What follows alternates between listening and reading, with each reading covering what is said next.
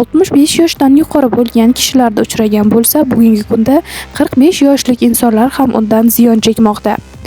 Amerikalik psixiatr Neil Bourke oddiy parishonxotirlik bilan Alsgeymer o'rtasidagi tafovutni quyidagicha izohlagan. Agar siz kalitlarni qayerga qo'yganingizni unutgan bo'lsangiz, bu Alsgeymer alomati emas. Kalit qanday vazifani bajarishini unutib qo'ysangiz, buni jiddiy muammo deb aytish mumkin.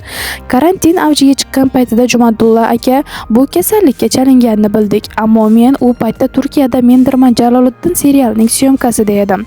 O'g'illarim dadasini darrov kasalxonaga olib borgan. Ammo u paytda bemorlarning ko'pligidan kasalxonalarda bo'sh joy yo'q ekan.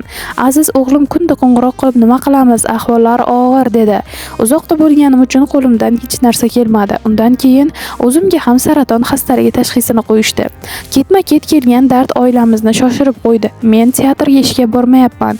Oyligimni olib tashlashsin, yoshlarga berishsin deydi.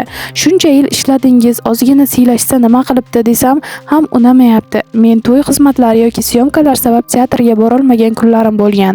Ammo Jumadulla Rametov biror marta teatrga xiyonat qilmagan inson. Men kasallikka taslim bo'lganim yo'q. Nasib qilsa turmush o'rtog'im ham bu dardni yengib o'tadi.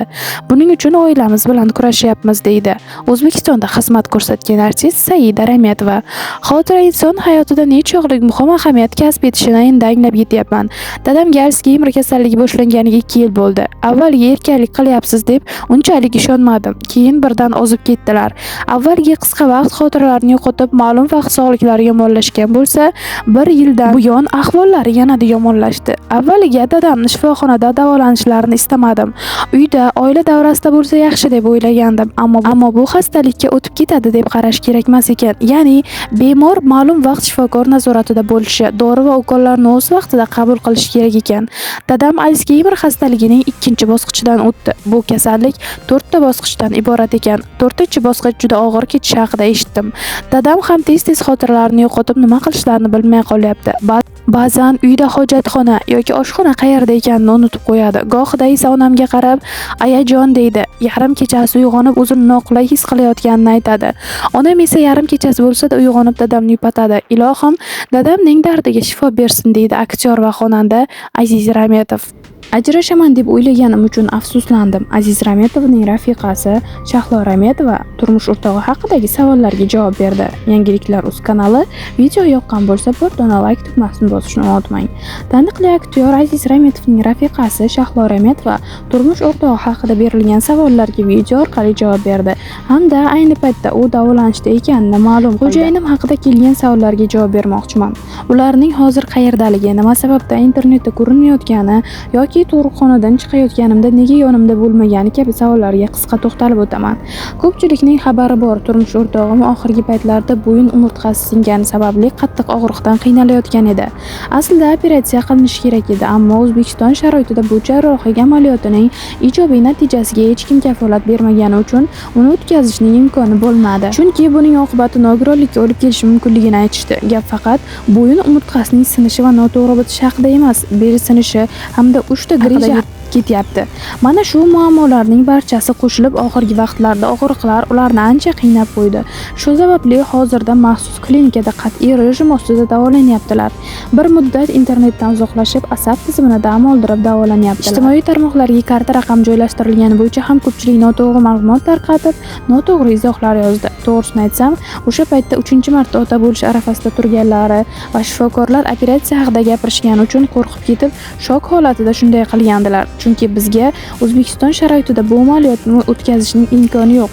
Operatsiyadan qanday holatda chiqishingizga kafolat bera olmaymiz. Jarrohlikni chet elda o'tkazish kerak. U yerda esa bu amaliyot uchun $50,000 ketadi deyishgan. Bundan sal avval aktyor Aziz Rametov sog'lig'idagi 20 yillik muammolar tufayli xalqdan yordam so'rab chiqqandi. To'g'ri, xo'jayinim men va oyijon ham yaxshi pul topamiz, ammo birdaniga bunday katta summa aytilgani uchun xo'jayinim shokka tushib qoldi. Agar hoziroq operatsiya qildirmasalar, og'riq kuchayib nogiron bo'lib qoladigandek tuyulgani uchun ham hissiyotga berilib, video murojaat qildilar va karta raqamini qoldirdilar.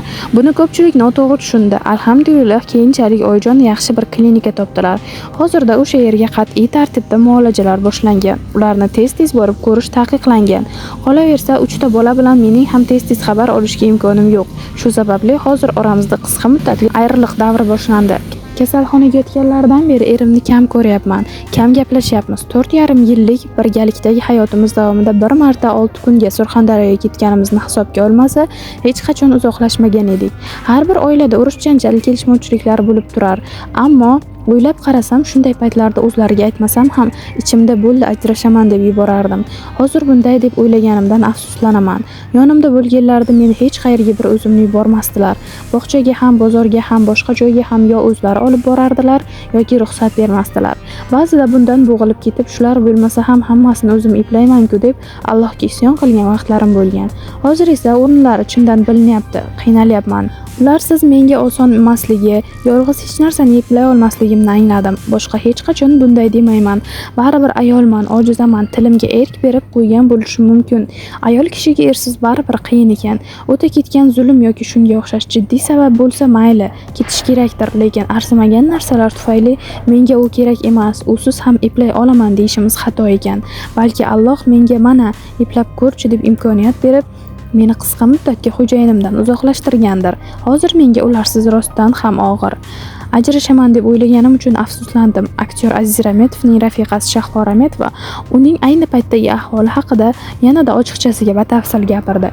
Bolalarimga ham juda yaxshi dada nasib qilgan. Otasining mehribonligini uchun ham ular dadamni sog'indik, qachon keladilar deb so'rashyapti. Bu gaplarni eshitish ham oson emas. Men hali ajrashmagan holimda shunchalik qiynalyapman. Ajrashgan ayollarga qanchalik qiyin bo'lishini tasavvur ham qila olmayman. Ba'zi odamlarga ham hayron qolaman.